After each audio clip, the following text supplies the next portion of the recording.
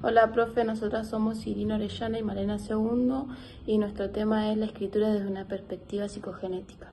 ¿Por qué abordar este tema?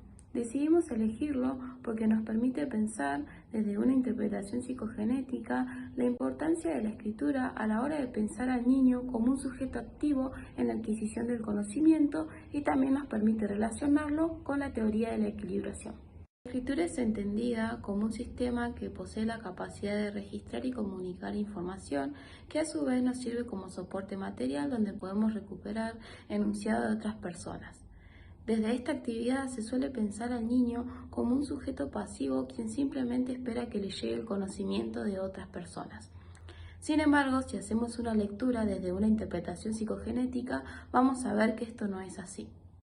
En los dos primeros niveles de escritura, el niño va a diferenciar la escritura del dibujo. Va a entender que la escritura no representa la figura del objeto, sino algo mucho más abstracto, el nombre.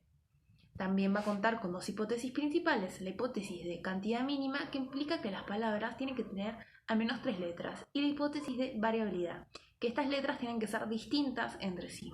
Estas hipótesis son construcciones del niño, por lo que podemos ver cómo el niño va construyendo su conocimiento de forma activa.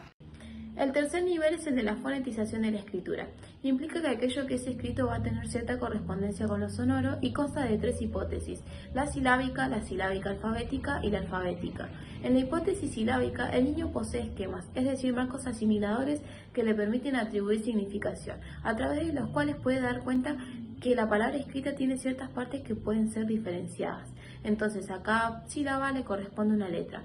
Sin abandonar completamente esta hipótesis, el niño comienza a utilizar la hipótesis silábica alfabética, en donde algunas letras van a seguir ocupando el lugar de sílabas, mientras que otras van a ocupar el lugar de unidades sonoras menores. El niño ya sospecha que a cada sonido le corresponde una letra, pero aún no puede abandonar completamente la hipótesis silábica. Cuando el niño llega a la hipótesis alfabética, ya ha comprendido la naturaleza intrínseca del sistema alfabético. A cada letra le corresponde un valor sonoro específico. Debido a estos cambios que se producen en las hipótesis de los niños, es que podemos pensarlos desde la teoría de la equilibración. Pero primero deberíamos plantear de qué se trata la misma.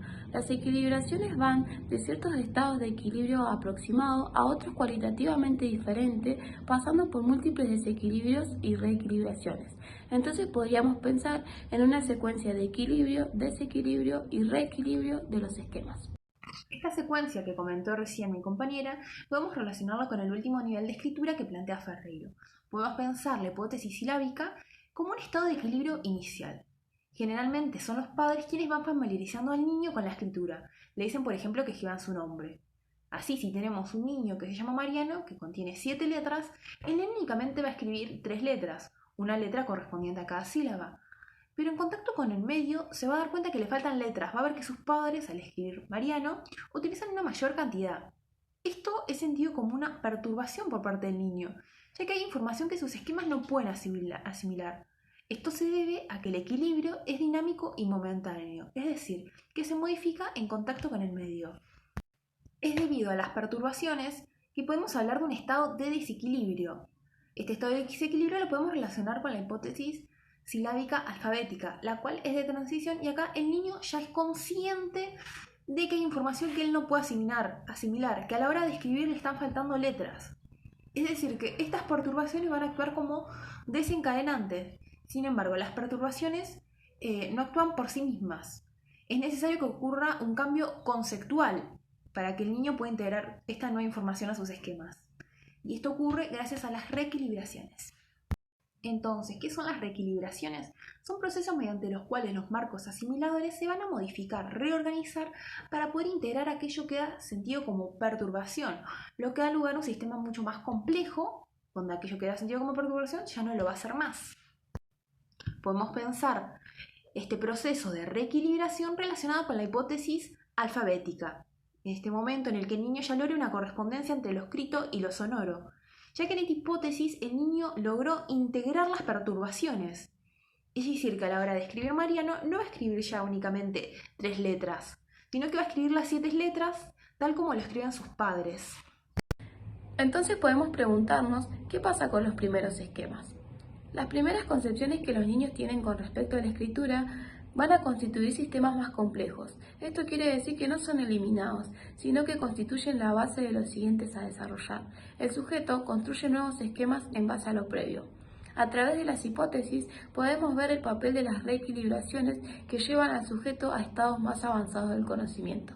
Por ejemplo, el niño aún no puede manejar los rasgos específicos de la escritura, pero sirven como base para el futuro. Como conclusión, podemos decir que entendemos a la escritura como un proceso de construcción, en el sentido de que el niño se formula las hipótesis que luego va a poner a prueba en la realidad.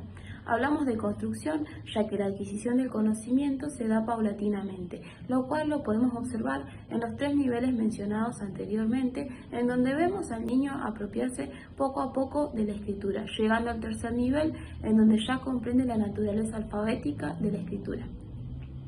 También el pensarlo desde la teoría de Piaget nos permite romper con esta idea de una actitud pasiva del niño a la hora de aprender.